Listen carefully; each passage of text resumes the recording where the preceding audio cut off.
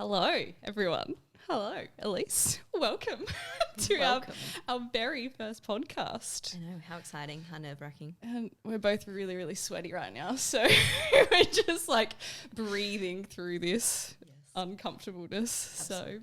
So, but I guess what we wanted to bring you guys along for is our journey up until now, our journey as it's continuing, and our evolution as we continue to unravel a whole lot of shit about ourselves along the way. So we, I guess we were having a chat before this and just talking about how overwhelming the journey can be when you're first starting out. And essentially in the most beautiful way possible, we completely blew up both of our lives very differently. Yes. So we've learned some valuable takeaways from that. And it's been a bit of a journey up until now. So do you want to tell the people of where you started? Ooh, my journey has been a very long one. I'll take you back to the beginning. It was about the time I was 18.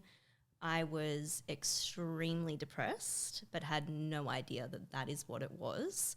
I was partying every weekend, drinking, God knows what else I was doing. I was kind of going nowhere in a sense. I didn't know who I was, what I wanted to be, what I wanted to do with my life.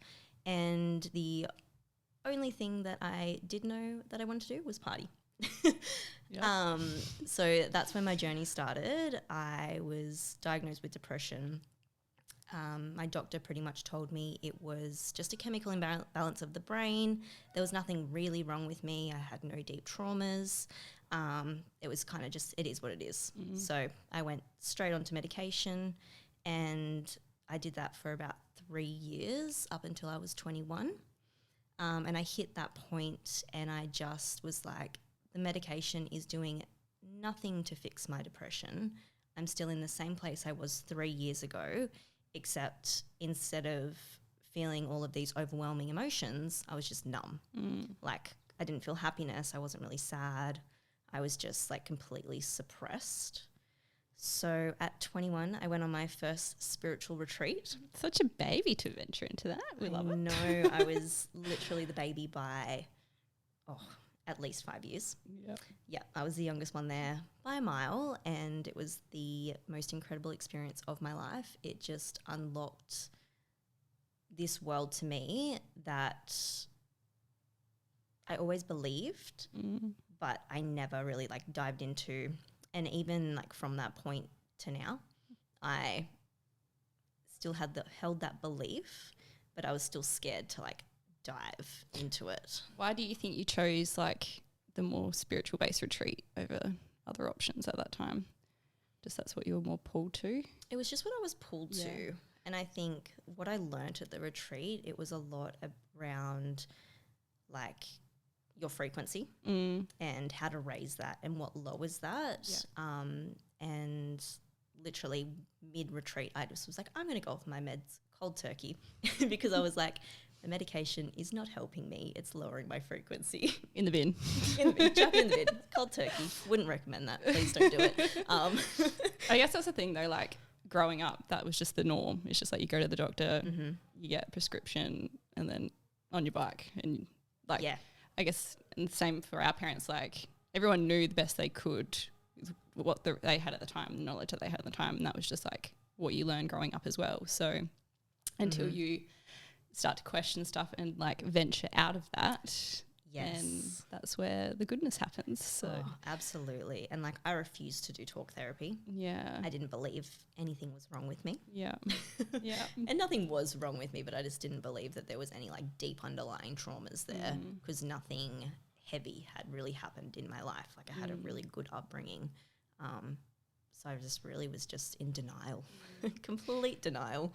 I think that's something we've spoken about as well, is just like a lot is that regardless of whether you experience like quote unquote trauma in your childhood, like whether you had a really beautiful upbringing, there's still the likelihood that you experienced trauma regardless in some form. And you've had beliefs pushed on you that aren't yours, that you've just been conditioned in. So I think the beautiful evolution is when you get to question things yourself and, rewrite your own narrative and actually work out who you are as a person and not what you've believed you've had to be. Or yeah, absolutely. And I was like a massive rebel growing Yeah. up, and still to this day, like I don't like rules. Yeah. I don't like to really follow along with like a lot of the societal norms. That's why we get on so well. I know. I like to push the boundaries. I'm called delusional. I love it. We're called witches. Like we embrace it. We embrace the title. Yes. Yes. So I guess after that retreat, I was doing all the surface level work. And then it wasn't until July of last year that I'd had enough.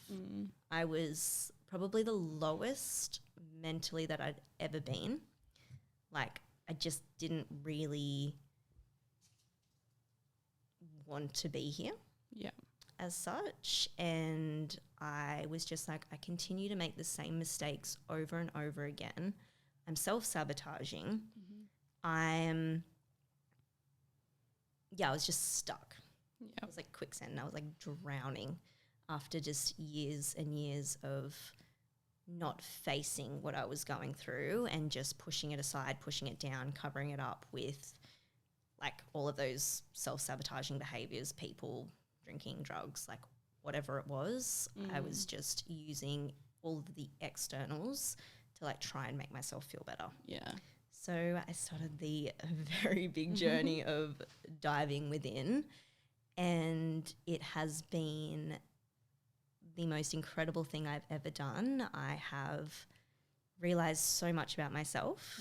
I looked myself in a very big mirror and was like, you need to step the fuck up. Yeah. Like, stop making excuses. Like, take back control. Like, you got yourself in this position. Fix it. As brutal as that kind of sounds. Yeah, but I think that's the biggest part of it, is taking accountability and like taking control and realizing you are the creator and you are in control of your own choices and your own life. Like, you've ended up where you are because of the decisions you've made. So you have to look in the mirror and slap yourself in the face, and then you bounce back. So and I did, and it's got to me to where I am today. Like I was literally saying last week, I was like, I never fathomed that I would be this happy. Yeah. Like I always thought I would have the depression there or anxiety or whatever it was, and I just thought I'd be able to maintain it. But like it's pretty much like disappeared. Anxiety pops in here and there. This morning before starting this. It was there. Still right now it's very, here. very present. But yeah, I just never thought I would actually be this happy with my life. Yeah. Like It's pretty fucking wicked. it's fucking great. We love it. We love it. Yes. Yeah. So that's my journey to now, and right now I'm just maintaining everything I've learnt, building on it, diving into my spiritual realm. Yeah, unlocking the powers that I have, which has been So cool. very cool, sometimes scary. Sometimes you go, what the fuck? Yeah. Like, that's not real. We're And both on this journey a little bit together at the moment, going through sort of a similar time without diving into our spiritual side a little bit. So Yeah. it's been interesting. At least we're in it together. Oh, it doesn't make sense, but it makes so much sense at the same time. Yeah. Like you feel a little bit loopy when we're talking about it and the shit that comes up in our brains, and we're like, no, this is real, this is happening. Yeah. But it's just, you can't really explain it, can you? Then you just embrace the witch's title, so it's all fun. Yes, yes. We've been titled witches. We embrace it. Yeah. Yeah, so I would say that's my journey to now. Yeah. Yeah. Very cool. Let's hear about yours, G. Me, yes. So, where to start? I guess childhood was very up and down. Very difficult relationship with mum. Mum was an alcoholic, so a lot of childhood trauma there, which was suppressed basically throughout my whole life until I started to sort of dive into things.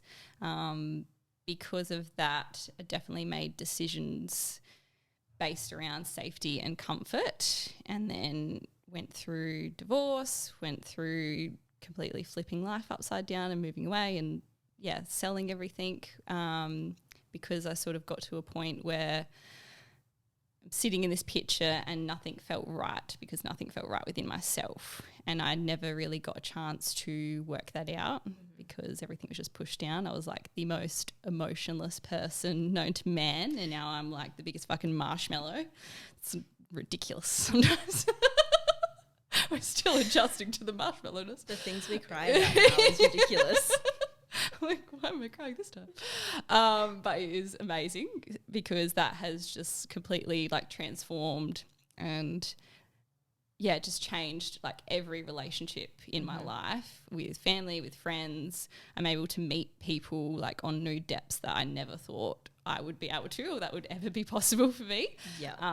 And allowing spaces for them to also then feel open to like dive into things themselves and be able to hold space for other people as well, which has been amazing. It's been probably like one of the most rewarding parts of it all. And I guess with that, I went through bouts of depression, like suicidal thoughts growing up.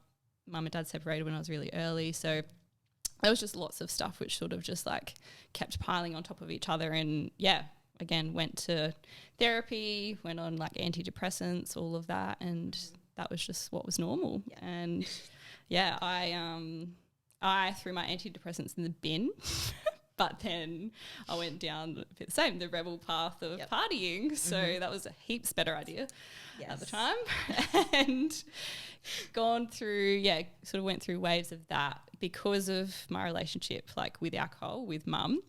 I went through phases where it was just like I couldn't stand to be around anyone who was drinking, and like I just didn't want a bar of it at all. And that just held like a lot of anger and resentment towards like other people, and especially in like my relationship. And then went the other way at times where that was my absolute outlet. So sort of just got to a point one day where we were running a business, like had all this responsibility from a really young age, and there was just so much pressure, and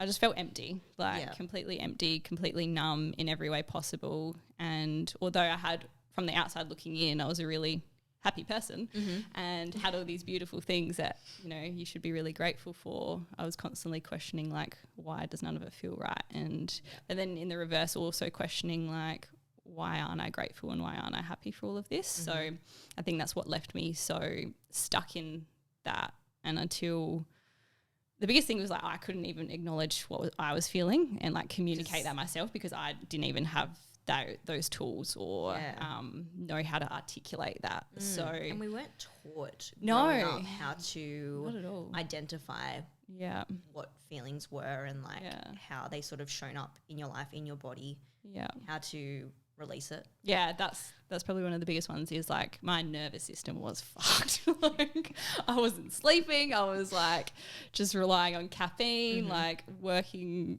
ridiculous hours, just like throwing myself into the gym, like everything to be completely overstimulated and like wreak havoc on my nervous system, like lost my cycle, like everything. And I guess it got to a point where like that was just absolutely at capacity in my body, and my body physically could not hold anything in anymore. It was coming out in your dreams. I was crying in my dreams. So I wasn't crying in like day-to-day life because I wouldn't allow myself to do that, but I would wake up like in tears at night in my dreams, and I'd be like, wow, that's weird. Now it makes a lot of sense in hindsight. You're like, I wasn't happy now. There's a lot wrong there. It's been a journey of unpacking all of those layers. Definitely when the floodgates opened, that was horrific at that time. Like it's like you keep everything in for your entire life, and then all of a sudden you can't contain it anymore, and everything comes out all at once. So that was very overwhelming to process. And going through separation at that time as well was like the people that you would usually lean on, you couldn't really rely on anymore. But that was also part of the evolution, is knowing I can rely on myself and not have those like safety blankets that I've always had to suppress all of that. Yeah. Because I had to face it myself. So yeah, I invested in a coach, just started surrounding myself, I guess, with people that were sort of on those journeys a little bit themselves, actually speaking about my feelings and what was present for me with friends was amazing. Them seeing me cry and upset and show emotion was amazing. I think that's a massive thing for the two of us, was our friends thought we were this very like strong individual. We didn't show emotions. We were just like almost like hardened. Yeah, and I think you're always the strong one, but it's just like you're not choosing to be. That's just what you were programmed to be. So our perception of strong was just completely skewed. Absolutely. Ridiculous. Vulnerability is strong, people, just so you know. Absolutely.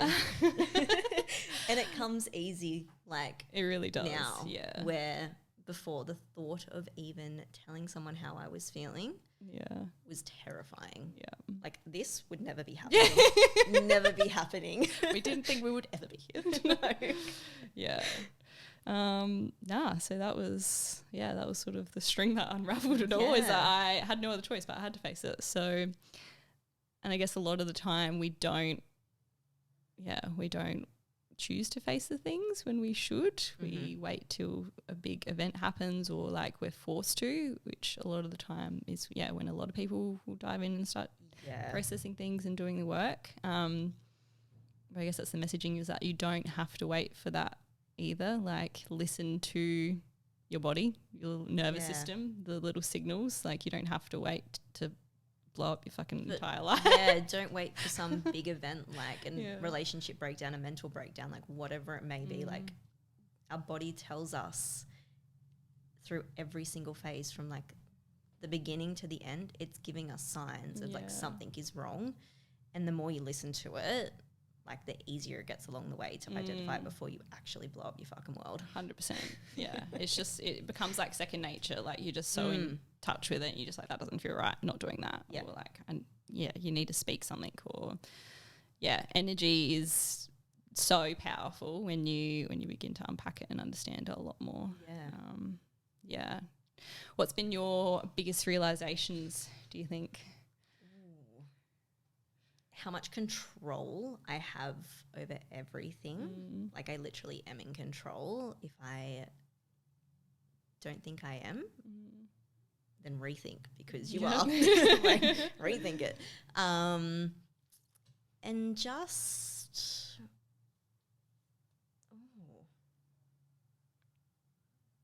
like a massive thing for me right now is just don't listen to what other people want for you.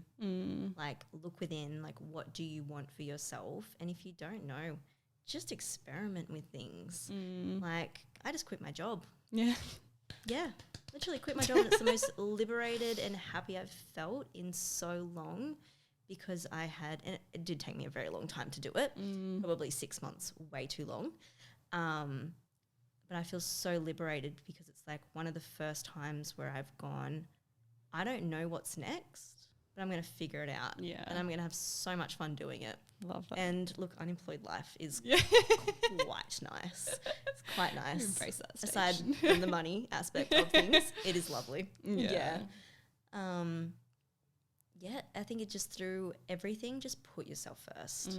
Don't think about what others want of you, and how they expect you to show up in their lives. Just do what you want. Be respectful, and like, obviously, like, lead with love and with your values, but just put yourself first. Love that. G. Biggest realization, probably how much I allowed like fear and comfort to dictate a lot of my decisions. And how actually scary it isn't pushing past that when you're on the other side of it. Yes. Was there anything in particular you were fearful of? Biggest one's probably always letting people down. Like, that, as long as everyone else was happy around me, I was Gucci gang. That's all that mattered. People pleasing. Massive people pleaser. Stage 5 people pleaser. Mm-hmm. Yeah, everyone's happiness just went above my own, essentially. Yeah. So being able to push past, like all the decisions I've made over the last 2 years, now I look back and I'm just like, imagine if I did those sooner, like I know how epic that would have been. But like at the time, everything was like the scariest decision I could ever possibly make. Because I'd just been confined into what I thought you should want out of life. Yeah. So there's so much stuff throughout growing up that I was just like, I would want to do this, or I could do this, and I would talk myself out of it before I even tried. Mm-hmm. So like, just fucking try. Yes. Like, what's the worst that can happen? You go back to what you know or what you once knew, or you pivot into something else. Like, look at things with like curiosity instead of the fear behind it. Yeah, you realise either that's for me or that isn't for me, and at least you gave it a crack. Absolutely. Like, same. There was so many things that, like, even leaving high school, I was like, I don't want to go to uni. I don't want to do all this. But it was out of a fear of failing. Like, I wanted to do forensic science and be bones. Like, I wanted to be bones. But I didn't think I was smart enough. Yeah. And I didn't think I would be able to sit at a desk at uni. And, like, looking back now, I probably wouldn't have been able to, but I should have just given it a crack. Yeah. It was just fear that was holding me back. Yeah. I think judgment from people came into a big thing for me as part of the people pleasing. Is just like, I do that, like what everyone else is going to think, like they're going to have their opinion if I do that. And just having a lot of responsibility for a young age was hard, I guess, too, because I felt like a lot of weight was on my shoulders. So I was telling myself there were only certain decisions that I could make, where in hindsight, there's a million things you could do. Hindsight's a beautiful bloody thing. But that's probably a big one. And the power in self-love, and like not in like an egotistical way, but like complete acceptance of who you are, where you've been, and who you're becoming. Yeah. I think it's so common that we like put ourselves last. And like I have this conversation with so many girlfriends. It's just like everyone else comes before yourself, and it's like there's that whole selfishness deemed that if you're like making a decision based on something you want to do or putting yourself first, you're selfish. Like, no, you're actually just putting your fucking needs first. Yeah. Like, it's okay to have your own boundaries and stick to them. Like, if people can't see that and people can't meet you there and accept that, then like maybe they're not meant to be in your life, and that's completely okay. So people come in for seasons, reasons, or a lifetime. So they absolutely do. And like growing up, like it was like the more people you have in your life, like the happier, like the better it will be. And it's like that's just so not true. Yeah. It's like the value of those people. Like I have such a small circle, but it's value over quantity. Yeah. Like when I had like a lot of people in my world, they weren't there for the right reasons. I didn't have them there for the right reasons. I was using them as like an escape. Yeah. Being like, oh, if I fill up all of my time with these people, it almost like stops me from like being alone. Yeah. And sitting with myself and like seeing what's actually wrong. Yeah. Yeah. Yeah. Yeah. Alone time's a massive one. We're massive like advocates for having your alone time. Yeah, I'm a loner. Yeah. I'll admit it through and through. Yeah. Witches and loners. Yeah. But it's so like, that's where you truly get to know yourself though. Like, yeah, I guess I've always been very independent from a pretty young age, but like it's so different now than what I thought it used to mean. Yes. Like alone time before, for me at least, was like sitting on my phone watching a TV show, like literally probably just like sleeping all day. Yeah. Like I wasn't actually like having a proper alone time where I like do exactly what I want, technology free, like. And look at it like, where are you still distracting yourself? Like where are you telling yourself that, you're having some time out, but are you just using a distraction of another source? Think about that one. The chances are probably yes. Yeah. Yeah, like I go on so many solo holidays now purely because I just love my own time. Yeah. And like I don't need to have people around me 24/7 to feel happiness. Like the first time was awful. I would sit at dinner and I'd be like, everyone's looking at me, like they're judging me. And now I'm like, I take my book, I people watch. Like I'm so happy. Yeah. 100%. Taking yourself out for dinner is so much more intimidating than like a cafe or like brekkie or something during the. I don't know. Dinner is like next level intimate, but you have to do it. Yeah, at the same time. On the weekend, I dressed up. Yeah, properly dressed up and went to a fancy restaurant for dinner, all by myself. Do it, gals. Yeah, take yourself out to dinner. It's liberating. It is. Yeah. 100%. I love that. Cool. So, what is this podcast going to look like? What do we reckon? There's going to be, I think we were speaking about before, like there's going to be a lot of us just bringing, I guess, hopefully a realistic expectation of what your journey could look like, could entail. It's okay that you have no idea at the beginning. Yeah, it doesn't need to be perfect and linear. Absolutely not. We had no idea what we were getting ourselves into. And I guess just diving into like the different depths of that, like through spirituality, healing, mindset. We hope to be able to bring like a couple guests on in different fields and areas and have a chat to them about what their expertise is and their experience in that world. So just bit of the woo-woo shit, bit of the mindset shit. Yeah, I think it's just coming along our journey as we figure it out. Yeah. Like you don't have to know what the end goal is to start doing something. Yeah. It's just let's fuck around and find out. Let's fuck around and find out. Mic drop. Oh, cool. All right. Well, let's wrap up our first one there. And until next time. Until next time, guys.